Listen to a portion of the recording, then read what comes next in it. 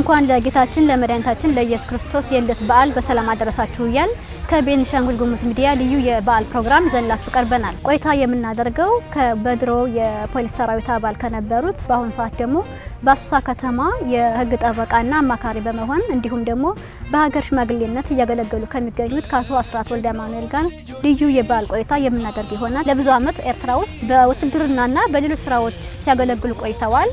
ኤርትራ ያሉ ስለነበረው ቆይታቸው እንዲሁም ስለ ውትድርና ዘመናቸውና ስለ ቀይ ባህር አገልግሎት አያይዘን ስናወራ የምንቆይ ይሆናል። ፕሮግራሙን በማዘጋጀት የዘመናዊ ሻለም አብራችሁ ቆይታ ማድረግ ይሆናል። እስከ ፍጻሜው አብራችሁ ልትቆዩ በአክብሮት እንጋብዛለን። መልካም ቆይታ፣ መልካም በዓል። እሺ እንግዲህ አቶ አስራት ወልደማኑኤል ከኛ ጋር ቆይታ ለማድረግ ፈቃደኛ ስለሆኑ በመጀመሪያ እጅግ አድርጌ አመሰግናለሁ። እንኳን ለገና በዓል በሰላም አደረሰው። እንኳን ሁላችንን አደረሰን። እስኪ እንግዲህ ለጥያቄያችን መጀመሪያ ያህል እንዲሆን የት ተወለዱ? በመቼ ተወለዱ? ከማን ቤተሰብ አደጉ? እስኪ ስለ እድገቶት የተወሰነ ያጫውቱ። ጥሩ አመሰግናለሁ። እኔ የተወለድኩት በቀድሞ ወለጋ ጠቅላይ ግዛት በነቀምት ከተማ ነው የተወለድኩት። ከአባቴ ከኢትዮጵያ አርበኛ ቀኛዝማች ወልደማኑኤል ደበላ ከእናቴ ከወይዘሮ ሮማነ ወርቅ ለሙ ነው የተወለድኩት። በ1942 ዓ.ም ነው የተወለድኩት። ከአስተዳደጌም ከቤተሰቦቼ ጋር ሆኖ ነው። አባቴ ቀኛዝማች ወልደማኑኤል ደበላ አርበኛ ኢትዮጵያ አርበኛ የነበረ ስለሆነ ለኢትዮጵያ ሲል ያልከፈለው መስዋዕትነት የለም። ስለ ጀግንነት ነው የሚያስተምረን። በጦር ሜዳ የሰራውን ጀብዱ ነው የሚነግረን። በዛንነቴ ነገር በህሊናዬ ውስጥ ገብቶ በጣም ወታደር መሆንን እፈልግ ነበር። 8ኛ ክፍል እንደደረስኩ ፖሊስ የቅጥር ደብዳቤ ያወጣ፣ የቅጥር ማስታወቂያ ያወጣል።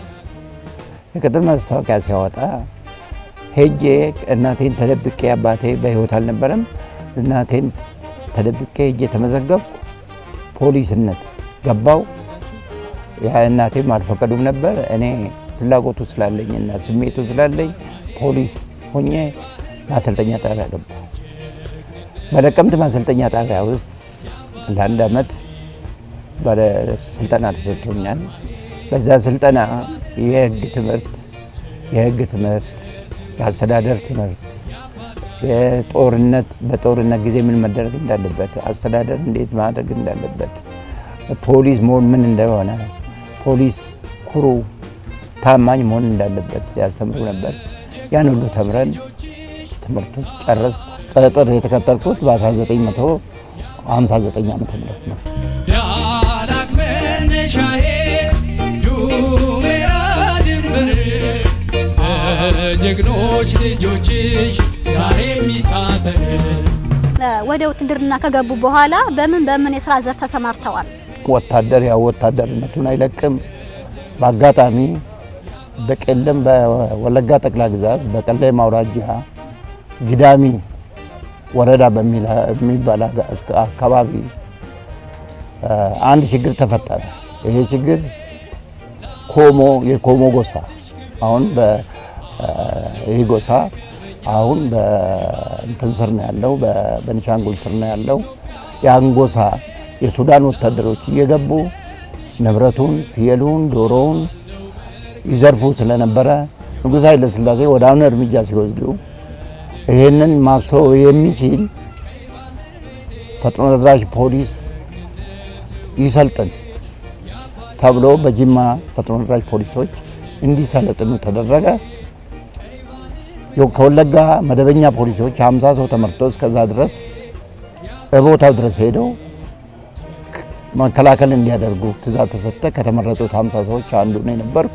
እዛ ድረስ ከደረስን በኋላ እዛ የነበረው የሱዳን ጦር መጡ ሲባል ሸሽቶ ተመለሰ። ፈጥኖ ደራሹ መጥቶ እኛን ተረክቦ ቦታውን ያስተዳድር ነበር። በዚህ ላይ እየሰራን እየተዘዋወርኩ በየአውራጃዎቹ እየተዘዋወርኩ በአቃቤ ሕግነት፣ በመርማሪነት፣ በትራፊክ ፖሊስነት ስሰራ ቆየሁ እስከ 1966 ዓ.ም ድረስ ሰራው እዛ። ዳላክ መነሻዬ ዱሜራ ድንበር ጀግኖች ልጆችሽ ዛሬ የሚታተር። ወደ ኤርትራ እንዴት አመሩ?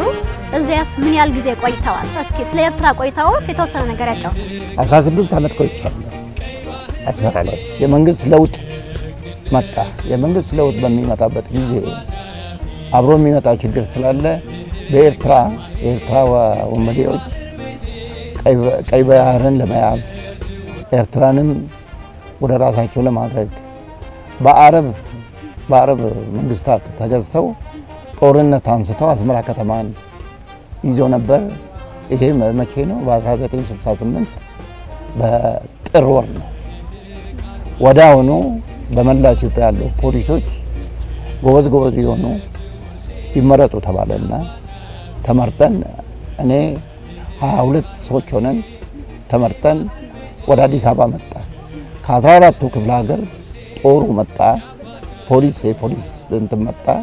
ተሰብስበን በአውሮፕላን ወደ አዲስ አበባ ወደ አስመራ በምንገባበት ጊዜ በ1967 ጥር ወር እዛ ገባን። እዛ በምንገባበት ጊዜ ሻዕቢያና ጀብሃ አስመራ ከተማን ይዘዋል። እኛ ከአውሮፕላን ወረን ተቀባይም የለንም በአጋጣሚ። ከዛም በኋላ አንድ ሰው መጣና ሁለት መኪናዎች አቀረቡልን። ከመላው ኢትዮጵያ ፖሊስ የተሰበሰብን ስለነበር ወደ አንድ ትምህርት ቤት ተወሰድንና እዛ እንድናርፍ ተደረገ። ለአንድ ወር ውጊያ ላይ ቆየን ከተማ ውስጥ። ከዛ በኋላ ጦሩ ድል አገኘ። ከየቦታው ጦር መጣ። መንግስት ኃይል አልነበረውም። የነዛ ኃይል ብዙ ነበረ። የያዙትን ምርት መሳሪያ ስለነበረ ከኃይል በላይ ነበሩ አስመራ የገቡት። ከዛ ያ ከሆነ በኋላ ያ እንዲሆን ምንድነው የተደረገው? ኃይለ ሥላሴ ያስቀምጣቸው ተጠባባቂ ጦር ነበር። ያ ተጠባባቂ ጦር የገበሬ ጦር ነው፣ ብሔራዊ ጦር ነው የሚባለው። ከወለጋ ደምቢዶሎ ነው። ከሸዋ ደግሞ ከአምቦ ከባሌ የነበሩት ተሰብስበው መጡ። ጦር ውስጥ ተካተቱ። ፈጥኖ ደራሾች ከየቦታው ፈጥኖ ደራሽ ፖሊስ የነበሩት መጡ። ከዛም በኋላ ተከላክለን ከነሱን ወንበዴዎችን ከአካባቢው አርቀን አስመራን ነጻ አደረግን። ይሄ በ67 ዓመተ ምህረት ነው። ዳላክ መነሻዬ ዱሜራ ድንበር ጀግኖች ልጆችሽ ዛሬ የሚታተር ኃይላቸው ከኛ ኃይል በላይ ሆነ። የያዙትን መሳሪያ ከኛ የተሻለ መሳሪያ ነበር። ዙሪያውን ያዙት። ዙሪያውን ከምጽዋና ከአስመራ በስተቀር ሁሉንም አውራጃዎች ያዟቸው። ባያዙ ቁጥጥራቸው ስራ አደረጉ በ1969። ለዚህ ምክንያቱ ምንድን ነው? ሰይድ ባሬ በምስራቅ ሶማሌ ጦርነት አንስቶ ከፍተኛ ውጊያ አድርጎ 1000 ኪሎ ሜትር በአንድ በኩል 700 ኪሎ ሜትር በአንድ በኩል 300 ኪሎ ሜትር በምስራቅ በኩል ገብቶ ይዞ ስለነበረ ጦሩ በዛ ላይ እንትን ተብሎ አሁን እድል አገኘን ብለው ማጥቃት ጀመሩ። ዙሪያውን ያዙ። ዙሪያውን አውራጃዎችን ያዙ። አሁን እንዳልኩሽ የምጽዋ ቀይ ባህር ነው የሚባለው ምጽዋ፣ እሱ አልተያዘም። አስመራ አልተያዘም ነበር። ምጽዋ ለመያዝ ርብርብ አደረጉ። ኃይለኛ ውጊያ ተደረገ። ከ2 ወር 3 ወር በላይ ኃይለኛ ውጊያ ከተደረገ በኋላ በጀነራል መርዕድ ንጉሴ የሚመራው የዛን ጊዜ ኮሎኔል የነበረው እሳቸው ድል አድርገው ምጽዋንም አስለቅቀው ባህር ኃይሉም ድኖ ባህር ኃይሉም አብሮ ተዋግተው አየር ኃይል፣ ባህር ኃይል፣ አየር ወለድ ጦር፣ ፖሊስ ሆነው አስለቀቁ። ደርግ ስልጣን እንደያዘ በሁሉ አቅጣጫ በደርግ ላይ ኢትዮጵያን ለመከፋፈል ጸረ አብዮተኞች እንትን አሉ። የሰሜኑ የሻዕቢያና ጀብሃ በአረቦችና በተለያዩ ጠላቶቻችን አማካይነት መሳሪያ ታጥቀው ምን ብለው በኃይል ከኛ በላይ የሆኑ የኢትዮጵያ ጦር እየገደለም እየሞተም እያሸነፈም እየተሸነፈም አገሪቱን ያለመልቀቅ ከፍተኛ ርብርብ ተደረገ። ቃርማዬ ቀይ ባህር ቤቴ ጀግንነት ውርሴ የአባት አያቴ ጦር ሜዳ ላይ ከፍተኛ ጀብዱ ሰርቻለሁ። ይህን ጀብዱ ምንድነው 43ኛ ሻለቃ የሚባል ጦር አለ። 16ኛ ክፍለ ጦር አንድ ክፍል የሆነ ወንበዴዎች ጀባ ነው እዛ አካባቢ ያለው ጀባ ከበዋዛቸው አምቡሽ ሄደው እንዳሉ ከበዋዛቸውና እሱን አስለቅቁት ተብሎ የኔ አንድ የመቶ ጦር አለኝ ታዘዝኩ። ሄድኩና ውጊያ ጀመርን። ውጊያ ስንጀምር እድል አገኘን፣ እድል አደረግን፣ ማረግ መሳሪያም አለን። ሰዎችንም ሞቱ የማረግ ነው ማርከን መልሰን አመጣን። ጦሩን ማሰቀቅ በዛ ጦርነት እኔም ቆሰልኩ። መሳሪያዬም በእጄ በጥይት ተመታ፣ ተሰበረ። ከዛ በኋላ የቆሰልኩት በእጄ ላይ ስለነበረ 2 ጥይት መቶኛል። ጦሩ ደርሶ ህይወቴን አድነው በአውሮፕላን ወደ አስመራ ሄጄ ታክሜ ተመለስኩ። በዛ ጀብዱዬ በሰራው ጀብዱዬ ማዕረግ እንዲሰጥ ሽልማት እንዲሰጥ ተጠየቀልኝ። መልህቅ አርማዬ ቀይ ባህር ቤቴ ጀግንነት ውርሴ የአባት አያቴ። እስኪ እዚህ ጋር ጥያቄ ላንሳና ስለ ቀይ ባህር ልናወራ ነው። የቀይ ባህር መወሰድ ዋና ምክንያቱ ምን ነበር ይላል? በዛን ጊዜ የቀይ ባህር ለኢትዮጵያ ምን ነበር የሚሰጠው አገልግሎት? ጥሩ ጥያቄ ነው። ቀይ ባህርን ወታደር ሆኜ ሄጄ ያውቀዋለሁ። ወደ እርዳታ መሳሪያ መጥቼ እርዳታ መሳሪያ ሰራተኛ ከሆንኩ በኋላ ለእርዳታ ስራዎች መላለስ ነበር። እንግዲህ ቀይ ባህር ቅድም እንደነገርኩት የኢትዮጵያ አንገት ነው ተብሏል። ሁሉ እንደ አይኑ ብሌን ነው የሚጠብቀው። ያን እኛም ሁላችንም በዚህ መልኩ ነው የምናየው። ሌሎች ግን ሊገነጥሉትና ሊያጠፉት ይፈልጋሉ። ቀይ ባህር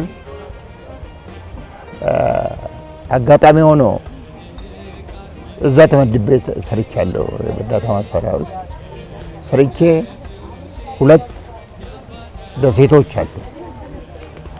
ዳላክ እና ጢዮ የሚባሉ እንትኖች አሉ። እዛ ድረስ በጀልባ ሄጃለሁ። እርዳታ መሳሪያ የተሰጠው ጀልባ ነበረ። በጀልባ ሄጄ አይቻለሁ።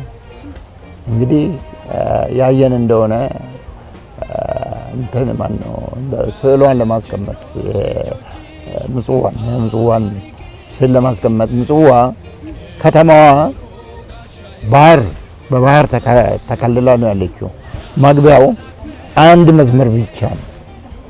በአንድ መስመር ብቻ ነው የሚገባው በመኪና እና የጦሩ ክፍል ዙሪያውን ነው የሚጠብቀው። ህዝቡ ከተማ ውስጥ ነው። ጀልባዎች፣ መርከቦች የሚቆሙት አለ እዛው ነው እና ይሄ በሚደረግበት ጊዜ ሁሉ ጊዜ ቀይ ባህርን ለመያዝ የማይደረግ እንትን አልነበረም። ይሁንና እኔ በዛ እንዳለው አንድ እንደው በጥሩ ሁኔታ መግለጽ የምፈልገው እኔ በእርዳታ መሳሪያ ውስጥ እያለሁ በአስተዳደር ስራ ተመድቤ ስሰራ በአጋጣሚ እድል አገኘውና የከባድ መሳሪያ ማለት የተንቀሳቃሽ መሳሪያዎችን እንደ ቡልዶዘር እንደ ግሬደር እንድሰለጥን እድል ተሰጠኝ። በመርከብ ከየመን ውሃ ይመጣ ነበር ለምጽዋ ህዝብ። ይሄ እያለ እንዴት እንደዚህ ይሆናል ሲባል ያ ግድብ ይሰራ ተባለ። እንደገና ግድቡ ሁሉ ፈርሷል። አሁን እኔ ቡልዶዘር ያለው እዛ ተመደብኩ። እዛ ተመድቤ ያንን ግድብ ከሌሎች ጓደኞቼ ጋር ሆነን ሰርተን የምጽዋን ህዝብ ውሃ እንዲጠጣ አድርገናል። መልህቅ አርማዬ ቀይ ባህር ቤቴ ጀግንነት ውርሴ የአባት አያቴ። እስኪ እንግዲህ በጨዋታችን ኤርትራ ከኢትዮጵያ እንዳትገነጠል ብዙ ተጋድሎ ተደርጎ እንደነበረ ነግረውናል እና ቀይ ባህር ከኢትዮጵያ ከተወሰደ በኋላ ኢትዮጵያ ውስጥ ምን አደጋ ተጋርጦባታል? በጣም የሚያሳዝነኝና በዚህ ህይወቴ በጣም ያዘንኩት ቀይ ባህር ተያዘ ሲባል ኢትዮጵያ 2 ወደብ ነው ያላት። አንዷ በኤርትራ የሚገኘው ምጽዋ ወደብ ነው። ሁለተኛው አሰብ ነው። በአጋጣሚ እድል አግኝቼ እዛ ላይ ያሉትን እንትኖችንም ደሴቶችንም 2 ደሴቶችን ጎብኝቻለሁ። አሰብም ሄጄ አይቻለሁ። እንግዲህ እኛ የምናውቀውና ከድሮ ጀምሮ አሰብ በወሎ ጠቅላይ ግዛት ስር የነበረች አውሳ የሚል አውሳ አውራጃ ከወሎ 12 አውራጃዎች አንዱ ሆና አውሳ አውራጃ ተብላ የምትጠራ ናት። ህዝቦቿም የአፋር ህዝብ ነው እዛ የሚኖረው። ከኤርትራ ግዛት ጋር ምንም የሚያገናኘው ነገር የለም። አውራጃው በወሎ ስር ነው ያለው። ይገዛው የነበረው አውሳ አውራጃ ነው የምትባለው። ይገዛ የነበረው ራስ አሊ ሚራ ናቸው የሚያስተዳድሯት በኃይለ ሥላሴ ጊዜ። ከዛም በኋላ አሁን በመጨረሻው እኔ በ1982 ነው ኤርትራን ለቅቄ ወጣውና ወደ ጎጃም ምዕራብ ጎጃም ተዛውሬ የመጣሁት። ከዛም በኋላ ኤርትራ ከተያዘ በኋላ አሰብ ወደ ኤርትራ ገባች ሲል በጣም አዘንኩ። በጣም ነው ያዘንኩት። ምክንያቱም ምንም ግንኙነት የለም። ግዛቱ አሰብ የኤርትራ ግዛት አይደለም፣ የወሎ ግዛት ነው። የሚኖረውም ደግሞ ሌላው አካል ነው እና ገዢም የነበረው የታወቁት አሊ ሚራ ራስ ደጃዝማች አሊ ሚራ ነው። ከዛም ልጆቻቸው ተቀብለው ያስተዳድሩ ነበረ። እንዴት አድርጎ ወደ ኤርትራ ወስደው ወያኔዎች እንደሰጧቸው አላውቅም። እኔ በህይወቴ ውስጥ አሁን ባለሁበት ጊዜ 2 ነገሮች አጋጥመውኛል። አንድ ደስታ፣ አንድ ሀዘን። አንደኛው ደስታዬ ያ ሁሉ ጥረት ተደርጎ አባይ ሲመረቅ፣ ሁለተኛ ያዘንኩበትና የተቆጨውበት ያ ሁሉ ደም ፈሶ ያ የኢትዮጵያ ህዝብ ፈሶ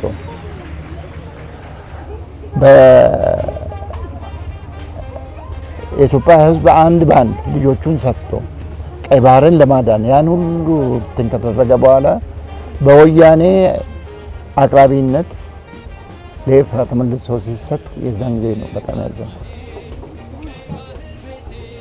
አሰብ የኢትዮጵያ ናት፣ ራሱ ምጽዋም የኢትዮጵያ ነው። ነገር ግን በግዛት ክለላ አሰብ ምን ጊዜም ወደ ወሎ ነው እንጂ ወደ ኤርትራ ሆነ አታውቅም። እንዴት አድርገው ለወሎ እንደሰጧን ለኤርትራ እንደሰጧን አናውቅም። እንዴት አድርገው እንደሸጡት አናውቅም። ቀይ ባህሩ አንድ ቢሆንም አስተዳደሩ የተለያየ ነበር። አኗኗሩ ለምሳሌ ቀይ ባህር ላይ የሚኖረው ህዝብ ሌላ ህዝብ ነው፣ ሌላ ኢትዮጵያዊ ነው፣ በጎሳም አይገናኝም። ያኛው ደግሞ ጎሳውም የታወቀ ግዛቱም የገዛ መሪዎቹም የታወቁ ናቸው። እንዴት ለዚህ እንዳበቁት አልገባኝም። ያ በጣም የሚያሳዝነኝ ነው። ዳላክ መነሻዬ ዱሜራ ድንበር በጀግኖች ልጆችሽ ዛሬ የሚታተር በልህቅ አርማዬ ቀይ ባህርን ዋኝተነዋል፣ ተጫውተናል። ሰላም ባለ ጊዜ ተጫውተናል። ህዝቡ ተጫዋች ህዝብ ነው፣ ሰው ወዳድ ነው፣ አብሮ መብላትን የሚያውቅ ነው። ሙቀቱን ለመቋቋም ሙቀቱ ከፍተኛ ስለሆነ ሙቀቱን ለመቋቋም በተለያየ መልኩ ድጋፍ ይደረጋል እና ስለዚህ ምጽዋ የሰው ልጅ የሚዝናናበት ሊጎበኘው የሚገባ ጉርጉዝም የመሰለ መዋኛ ቦታ ከዶልፊን አሳ ጋር መታገሉ መጫወቱ በጣም በጣም በጣም ደስ የሚልና ህይወትን የሚገዛ ነበር። ይሄን ህይወት እኔ ተጋርቼዋለሁ። እሺ እንግዲህ በቆይታችን ቀይ ባህር የኢትዮጵያ ሀብት እንደሆነ ብዙ አውርተውናል። ብዙ ጥቅሞችና ብዙ ሀብት ያስገኝላት ነበር ብለውናልና እስኪ ይሄ የተወሰደው ቀይ ባህር እንዲመለስ የአሁኑ መንግስት ምን እርምጃ መውሰድ አለበት ይላሉ? አሰብም ሆነ ምጽዋ በኢትዮጵያ ታሪክ ውስጥ የንግድ መስመር የነበሩ ኢትዮጵያኖች ንግድ ስራቸውን ሲያካሂዱበት የነበረው በምጽዋ በኩል ነው። በምጽዋ በኩል ነው የሚገባው የሚወጣው። በመጨረሻም ወደ ኢትዮጵያ ከተቀላቀለች ኤርትራ ወደ ኢትዮጵያ ከተቀላቀለች ከጠላት እጅ ከወጣች በኋላ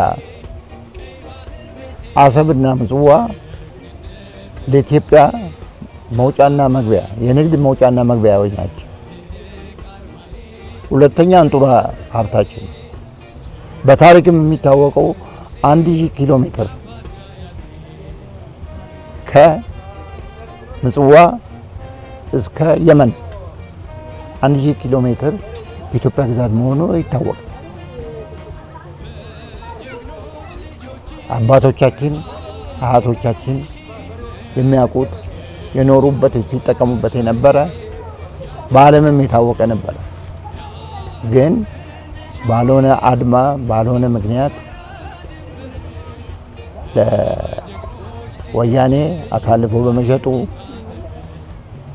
ተወስዶብናል እና ጥቅሙ ከፍተኛ ነበር። ከዛም በኋላ ኢትዮጵያ ወደብ በማጣቷ ብዙ ወጪና ገቢ ነው። ኢትዮጵያ ማኖር የሚችል ለወደብ ኪራይ ይከፈላል። ኢትዮጵያ ማኖር የሚችል የኢትዮጵያ ሀብት ይከፈላል። ሁለተኛ 33 ዓመት ሙሉ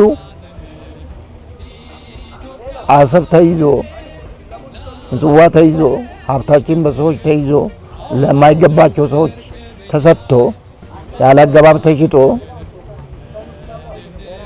ያጣነው ሀብትና የደረሰብን የኢኮኖሚ ጉዳት ይሄ ነው ማለት አያስደፍርም። አሁንም መሪያችን አሰብ የኛ ናት ወደኛ መመለስ አለባት እያለ ጦረኝነት ሳይሆን በድርድር በመግባባት እንዲመልሱልን የጠየቀው ጥያቄ አሁንም እንደምሰማ አንዳንድ ባንዳዎች አሁንም ይህን ጥያቄ የሚቃወመዋል። እኔ እውነቴን ነው። ከዚህ በፊትም ለቀይ ባህር ሲባል ከአንዴ ሁለት ጊዜ ደሜን አፍስሻለሁ። ላቤንን በኤርትራ ተራራዎች እንትን ብያለሁ። አሁንም በዚህ እድሜ አሰብን ቀይ ባህርን ለማዳን ዝመት ብባል በሙሉ ፈቃደኝነት ተዘብቷል። ዳላክ መነሻዬ ዱሜራ ድንበር ጀግኖች ልጆችሽ ዛሬ የሚታተር በልህቅ አርማዬ። ወያኔ ሲል አንድ ቡድን ነው።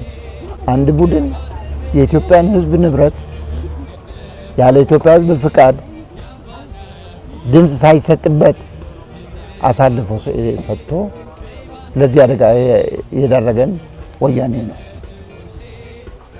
እንዴት ይመለሳል በሚባልበት ጊዜ 30 ዓመት በላይ ወያኔ ሽጦ ኤርትራኖች እግረ መንገድ መናገር የሚፈልገው ኤርትራኖች ኢትዮጵያዊ መሆናቸውን በሚገባ ነው ማወቅ። ኤርትራኖች ኢትዮጵያን ይወዳሉ፣ አይጠሉም። ነገር ግን አንዳንድ ሆዳሞች የነሱ መሪዎች እነሱን እየጎዷቸው ችግር ላይ እየጣሏቸው ኢትዮጵያንም ጭምር ጉዳት ላይ ይጣሉ ናቸው። አሁን መመለስ እንዴት ይመለስ የሚባለው የኢትዮጵያ መንግስት በአሁኑ ጊዜ በግለሰብ ደረጃ ላንሳ ጠቅላይ ሚኒስትራችን ፓርላማ ላይ ቀርበው የተናገሩት ትዝ ይለኛል። እስካሁን አልተናገርንም፣ ከ30 ዓመት በላይ ተወስዶብን በኢኮኖሚ ስንደቆስ አልተናገርንም። መብት እያለን መጠየቅ ስንችል ምን እንደያዘን አናውቅም እንጠይቅ ብለው ቅስቀሳ አድርገው ቅስቀሳው በዛሬ በአሁኑ ሰዓት በዓለም ላይ እንትን ተብሎ ድጋፍ ከፍተኛ ድጋፍ ያገኘና መመለስ እንደሚገባው የታመነ ስለሆነ ይሄ ቀይ ወደቡ ብቻ ሳይሆን ቀይ ባህር በአጠቃላይ በስምምነት በኢትዮጵያዊነት ጨዋነት ወደ አገራችን ወደ ነበረበት ቦታ ተመልሶ እንዲያይ ህዝቡ፣ ወጣቱ፣ ትውልዱ በጣም መትጋት አለበት እላለሁ። ይሄኛውን ስናገር እውነቴን ነው። አደራ ጭምር አገር ነው። የአገር አንድ እጃችን ተቆርጦ ነው ያለው። አንገት እንላለን፣ አንገት ብንለው ይሻላል። አንገታችን ተቆርጦ ነው ያለው። ዳላክ መነሻዬ ዱሜራ ድንበር ጀግኖች ልጆችሽ ዛሬ የሚታተር መልህቅ አርማዬ። መልካም እሻን ከቀይ ባህር ከውትድርና እንውጣና ደግሞ በመጨረሻ እለቱ የገና በዓል ነው እያከበርን ያለ ነው። እስኪ በውትድርና ጊዜዎት አስመራም እያሉ ሌላ ቦታም እያሉ የገና በዓልን በምን ያስታውሱታል? ምን ገጠመኝ አለዎት? እስኪ ያጫውቱ። ጥሩ እንግዲህ አገር ቤት ማለት ወለጋ በነበርኩ ጊዜ ገና ሲመጣ ወጣቶች እንደመሆናችን መጠን የገና እንጨት እንቆርጣለን። ዋዛ ነው የምንቆርጠው። ሩር የሚባል አለ፣ ጥንግ የሚባል አለ መጫወቻው። ሩር የምንለው ከእንጨት እኛው ራሳችን የምንሰራው ነው። ጥንግ የምንለው ደግሞ ከበሬ ቆዳ የሚሰራ ነው። እሱን እያደረግን በግሩፕ በመንደር ተለያይተን እንጫወታለን። ገና ወር ከ15 ቀን ሲቀር ዝግጅት አድርገን እንጫወታለን። አሸናፊው ይዘፍናል። እጅ የለውም ዱሽ የሚባል ዘፈን አለ። እንደኛ ይመታም ሆይ የሚል ዘፈን አለ። እንደዛ እየዘፈን በደስታ በጨዋታ እናሳልፋለን። ወደ ኤርትራም ከሄድኩ እንትን እንደዛ እንጨት ተቆርጦ እንትን ባይኖርም አንዳንድ አውራጃዎች አሁን ለምሳሌ ሰራይ ሄጄ አይቻለሁ፣ አክሎ ገዛ ሄጄ አይቻለሁ። እነሱ የዚህ አይነት ልምድ አላቸው። ልክ እንደ መሀል ሀገር ልምድ አለ። ገናን ግን በሚገባ ነው የሚያከብሩት። ጠምከው አርደው ተገባብዘው ወንድማማቾች ተባብለው ነው እንትን የሚሉት። የተወራረሰ እንትን አለ። ስለዚህ ገናን አሁንም ቢሆን ገናን ሲደርስ እኔ በጣም ነው የድሮ ትዝታ ስላለኝ አንዳንድ ትዝታዎችም አሉ እና እመኛለሁ። ደስ ይለኛል። ገናን እያከበርን ያለው አንድ ገጠመኝ መጥፎ ገጠመኝ አጋጥሞኛል። ገናን እንትን እያልን ብዙውን ጊዜ የአስመራ ሕዝብ በቤቱ ከሚያደርገው ግብዣና ጨዋታ ውጪ ሆቴል ከነቤተሰቡ ሄዶ መዝናናት ደስ ይለዋል። ከዛም በኋላ ተዝናንቶ ልጆቹን ይዞ ፊልም ቤት ይገባል። ፊልም ቤት ሲገባ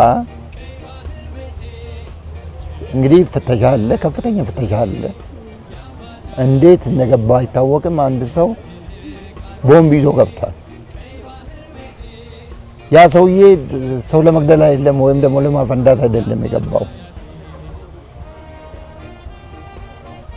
እዛ እያለ ጠጥቷል። ልጆቹ አሉ፣ ሚስቶቹ አሉ። ጎኑ ቁጭ ብሎ እኔ አላውቀውም። አንድ እኔ ጓደኛ ጎኔ ቁጭ ብሏል። ነክቶ ነው መሰለኝ፣ ትንሽ ተችሎ ነው መሰለኝ። ቦምቡን አወጣና ጓደኛ ኪስ ይከታል። ገና ቀን ሲከት ወዳውኑ እንዴ እንደታወቀ አይታወቅም ተቀበም ተያል ሰውየው ግንኙነት አለው ከጀዋሃ ጋር ገንዘብ እየተሰበሰበ ያስፈራራ የሚሰበስብ ነው እንጂ የዛን ቀን በዛ መልኩ አልገባም። ትንሽ አሰሩን ታወቀ ተለቀቀ። ገናን ሁሉ ጊዜ ሳስብ የዛን ቀን አስባለሁ። ታስሬ ያደርኩባት አስባለሁ። እንግዲህ ማደረሳችሁ የሚለውን መልእክት ያስተላልፋል። እኔ መልካም ምኞቴ ለኢትዮጵያ ሕዝብ የገናን በዓል በሰላም እንኳን አደረሰክ። የኢትዮጵያ ሕዝብ ቤተሰቦቼን እንኳን አደረሳችሁ ላለሁ ገናን ምክንያት አድርገን ሁልጊዜ ማሰብ ደግሞ ቀይ ባህርን ጎን ለጎን ማሰብ ይኖርብናል። አገራችንን የምትለማበትን ገና በዓላችንን በሰላም እንድናሳልፍ አስባለሁ እና ይሄ ነው።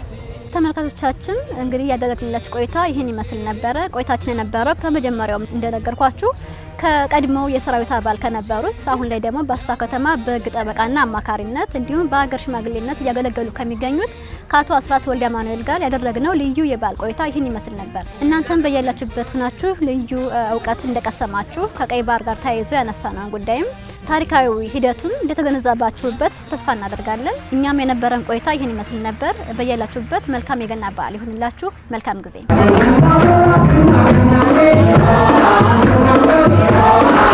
Thank you.